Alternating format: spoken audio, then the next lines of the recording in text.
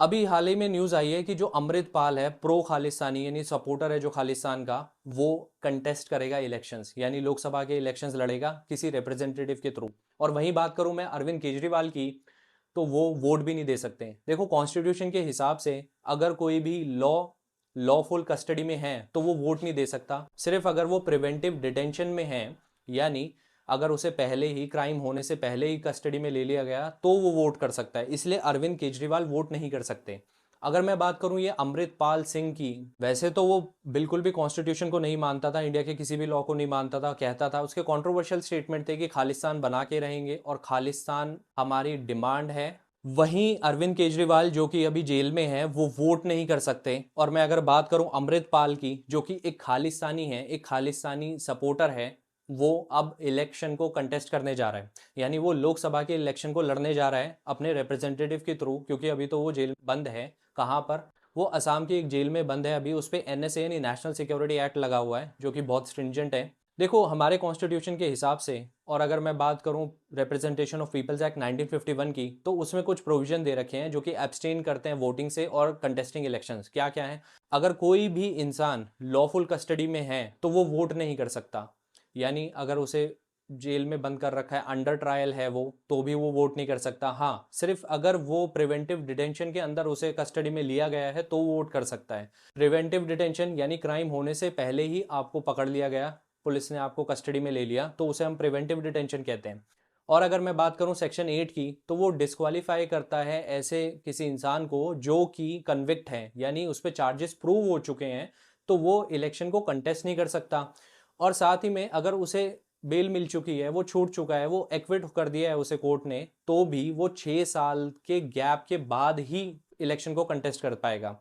और अगर मैं अंडर ट्रायल की बात करूं, जैसे अमृतपाल सिंह, क्योंकि वो कन्विक्ट नहीं है, ना ही अरविंद केजरीवाल जी कन्विक्ट हैं, यानी उन पे चार्जेस प्रूव नहीं हुए हैं, और ना ही अमृतपाल सिंह, तो इसलिए अमृतपाल सिंह इलेक्शन कंटेस्ट कर सकता है क्योंकि वो कन्विक्ट नहीं है। यानी सपोज करो अगर किसी को 10 साल की सजा हुई है, तो 10 साल के बाद अगर वो छूट जाता है, तो उसके बाद उसे 6 साल तक का गैप और रखना पड़ेगा, यानी 6 साल तक वो इलेक्शन को नहीं लड़ सकता। उसके बाद वो इलेक्शन कंटेस्ट कर सकता है। तो ये प्रोविजन दे रखे हैं ताकि हमारी डेमोक्रेसी और free and fair election conduct हो पाए। हालांकि जो वोटिंग से रिलेटेड प्रोविजन दे रखा है, इसके खिलाफ दिल्ली हाई कोर्ट में भी केस गया था, और दिल्ली हाई कोर्ट ने भी यही कहा कि ये प्रोविजन एकदम ठीक है, उन्हें अपहेल्ड किया। क्यों? क्योंकि बहुत सारे रीजंस है इस चीज़ के। सपोज करो कि अगर कोई भी कन्विक्ट है या कोई भी अगर लॉफुल कस्टडी में है, वो वोट देने जाना चाहता है, बट उसके लिए आपको पता है वहां पे पुलिस ऑफिशियल्स होते हैं। उन पुलिस ऑफिशियल जो इलेक्शन के टाइम पे अभी इतने बिजी होते हैं, ऑक्यूपाइड होते हैं, तो इसलिए अगर वो भी आएंगे तो फिर इससे एक बर्डन बढ़ जाएगा, जो कि जो मैन पावर है, मशीनरी है, रिसोर्सेज है, उनका क्रंच है, इसलिए उन्हें वोट देने से मना करते हैं। सेकेंड रीजन इसका ये है कि वो ऑलरेडी जेल में है, यानी उन्होंने कुछ किया है, तो वो वोट देने जाएंगे, it is against the principle of democracy. और थर्ड रीजन ये है कि अगर वो बाहर निकलेंगे तो वो अनड्यू इन्फ्लुएंस क्रिएट कर सकते हैं, यानी किसी को, यानी आम जनता जो है उस पर इन्फ्लुएंस क्रिएट कर सकते हैं, इन्फ्लुएंस डाल सकते हैं, इसलिए उन्हें अलाउ नहीं किया जाता। अब देखना यह है कि अरविंद केजरीवाल को बेल मिलेगी या नहीं मिलेगी। हालांकि उन्हें थोड़ी सी होप मिली है, क्योंकि सुप्रीम कोर्ट ने ये कहा है कि हम उनकी बेल के बारे में सोच सकते हैं।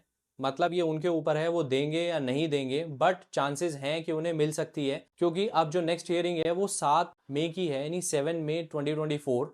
और आप सभी को पता है कि दिल्ली के अंदर इलेक्शन 25 मई से है। तो अगर वो निकल जाते हैं, अगर उन्हें बेल मिल जाती है, तो उस केस में वो वोट कर पाएंगे। अब मैंने आपको वोटिंग और कंटेस्टिंग इलेक्शन यानी इन दोनों के बारे में समझा दिया, बट जो एक ये सिचुएशन है कि एक जो अंडर ट्रायल है वो वोट नहीं दे सकता, आप इस बारे में क्या सोचते हो? क्या उन्हें वोट देने की आज़ादी होनी चाहिए? और अमृतपाल जैसे लोग, यानी जो खालिस्तानी सपोर्टर हैं, क्या उन्हें इलेक्शन लड़ने की आज़ादी होनी चाहिए? आप क्या सोचते हो इस बारे में? क्योंकि आप सभी को पता है कि अमृतपाल सिंह को कहाँ से फंडिंग आ रही है, कौन उसे सपोर्ट कर रहा है, किसका एजेंडा वो चला रहा है, आप सभी जानते हैं। आप मुझे इस बारे में कमेंट बॉक्स में ज़रूर बताएं।